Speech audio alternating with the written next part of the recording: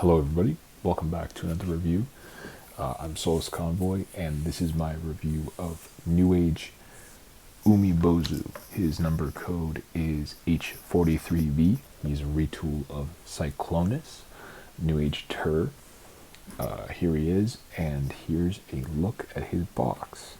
And I especially want to look at this box because I just really like the attempt to, get back to the vintage Beast Wars look.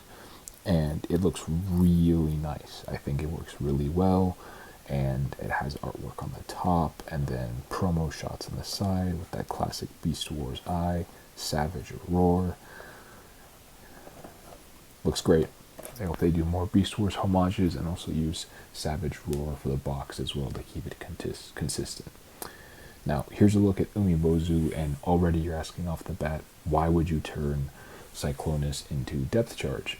Reason number one, it's funny. Reason number two, it's cool. And reason number three, Cyclonus has a 2013 Timelines figure, which is a retool of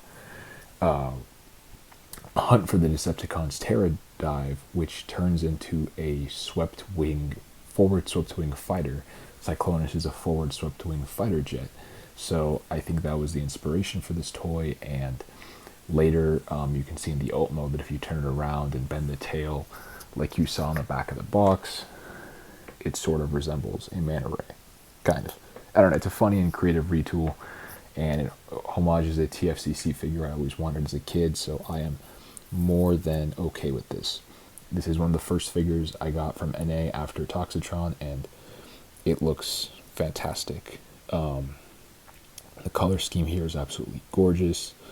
The silver paint details, the chrome feet, the silver on the shoulders, this beautiful paint effect to translate from blue to kind of gradient blue and yellow on his wings. I mean, and the head sculpt is just gorgeous. He looks great. That Autobot symbol is from a Shozi sticker sheet. Maxwell symbol is from a Shozi sticker sheet, and it looks great on him. Yeah, I mean, he just looks fantastic, very clean from all angles, the tiniest backpack, which isn't even noticeable. Very stable, very sturdy. Love the look of this guy, Just generally a huge fan. Let's get right into the posability, because this is a pretty posable bot. Starting off, we have a ball joint on that beautiful head sculpt that doesn't give you that much up, gives you a little bit down. Really nice side to side. Very expressive, and of course the full 360 both ways. Now, going to the shoulders, we have an outward joint. We have a 360 universal here. We have an outward joint here, and we also have another outward joint here, so he can get that much. We have a regular double jointed elbow, which gets you that much before the sculpt interferes. We have a wrist swivel at 2 points, so you can choose to swivel the wrist on the transformation hinge on this fin, or you can just choose to swivel the wrist in the wrist peg. And because of transformation, you also have a faux downwards wrist tilt for sword poses. It does look kind of ugly though, so you would have to be careful how you use it with photography. We also have a very nice ab crunch that gets you almost 90 degrees. We have hip skirts here on the front, and they just come up by themselves automatically, so when you engage your 90 degree, actually past 90 degree kick, the hip skirts aren't really an issue. So you do get a lot of kick, despite this design looking like it would only give you 90. It actually gives you way more, because you have a ball joint for the hip, and you also have drop downs for transformation, so you can mess with those to give you even more. So very nice. The ball joints are nice and tight. I didn't have to adjust these, they're just that beautifully tight out of the box, perfectly toleranced. You have a thigh swivel here. Unfortunately, the cut does break the sculpt. I would have liked to have the thigh swivel be here, but that's alright. I like Magic Square's cuts better usually for thigh swivels. Unfortunately, my one qualm with this figure, even though he can do all this, because of transformation, he sadly only has a 90 degree knee. Would have liked a double but that's pretty much my only articulation complaint other than the thigh swivel cut. And then you have a really nice ankle tilt, gets you the full past 90. Wow. Doesn't have any reverse though. And you have like a downwards toe hinge for transformation and like a 1 degree up. Yeah, you don't really have a toe hinge.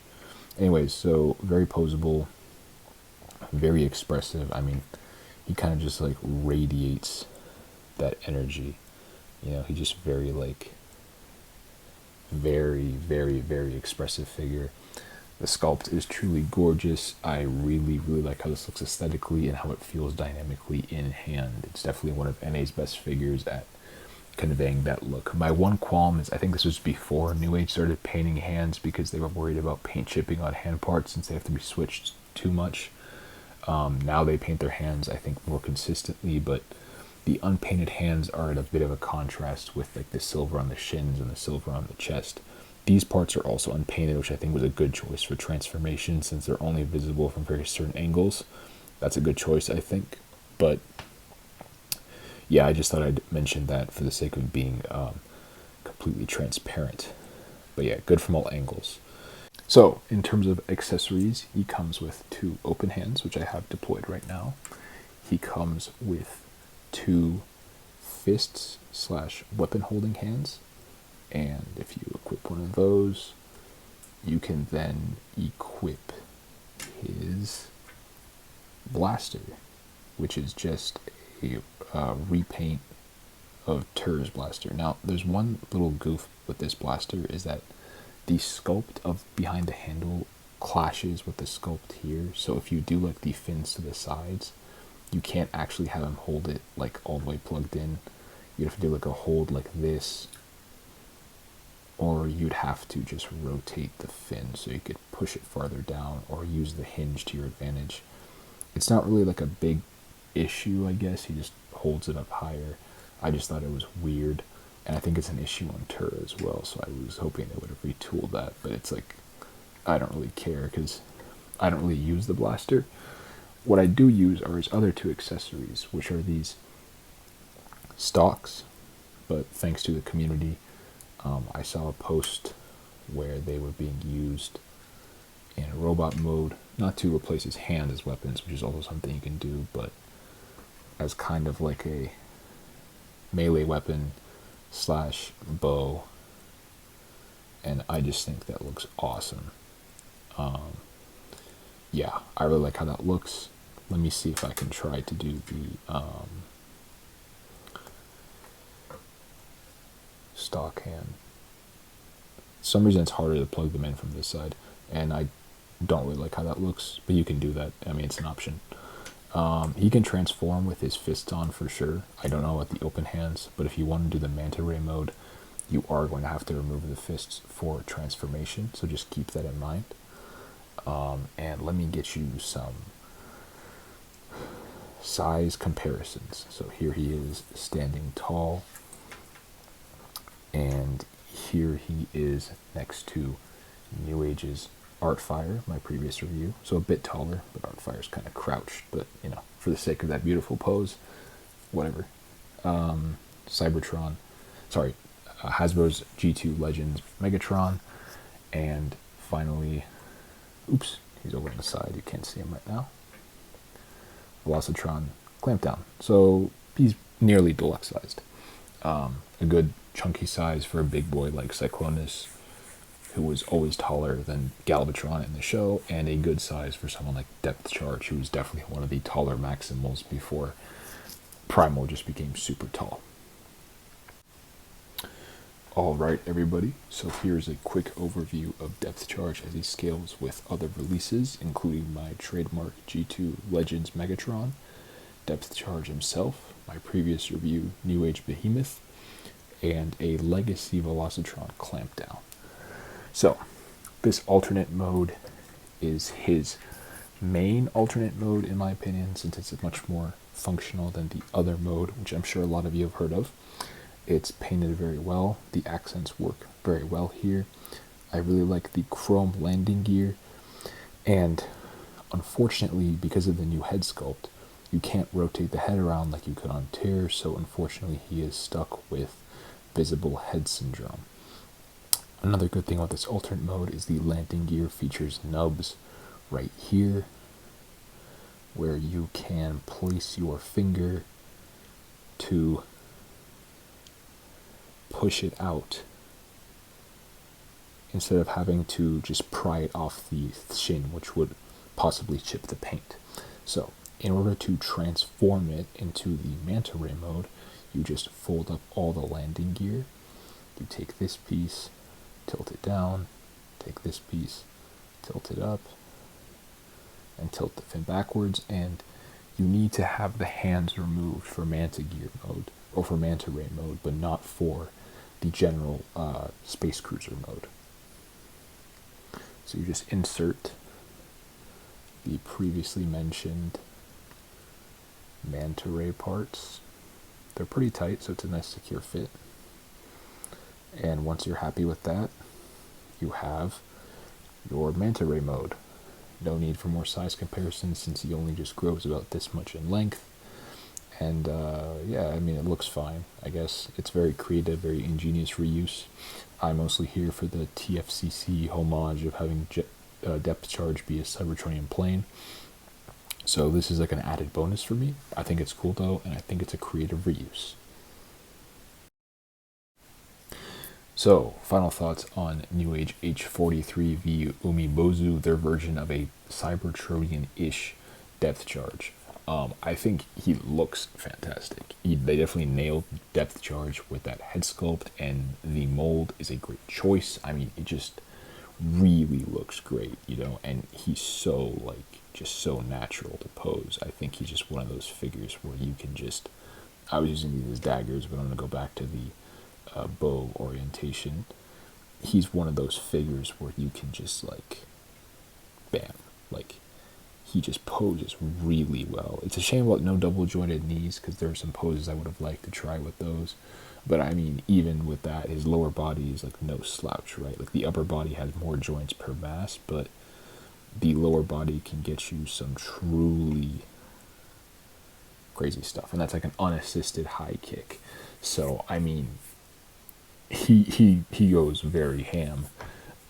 He's just really fluid, really dynamic, really fun to mess with. Transformation is so simple. Like it's just like, how did it take us this long collectively between mainline and 3P to figure out that Cyclonus is like the easiest transformation ever out of like all of these like Sunbow characters? I mean, I guess Kingdom figured it out too really well, right? So, but yeah, I mean, he just, wow, right? Looks fantastic. I'll probably switch over to the gallery now and just quit doing my live stream messing with this toy. But I mean, he is just a really fun figure. I think he exemplifies what Newage should be striving to do with their extra mold uses. You know, like, he's creative, he makes sense, he even has that bonus third mode thanks to the accessories, which is like if they just not even included the manta rays, I still would have bought this and I still would have loved it. Like, you know, even like the remolding of the wings is such like a nice minor touch, which is great. I mean, even as a Cybertronian space cruiser with slightly changed wing shape, this is a great toy, much less when you add in the fact that, oh wait, slap on these extra accessories and do like one step of parts forming and hey, you have a manta ray. So it's like a very creative reuse, a really ingenious reuse of a mold, a great homage. Right, this isn't meant to be like your main depth charge. It's meant to be like a fun, one-off homage. Like, it's a very timeline / botcon style figure.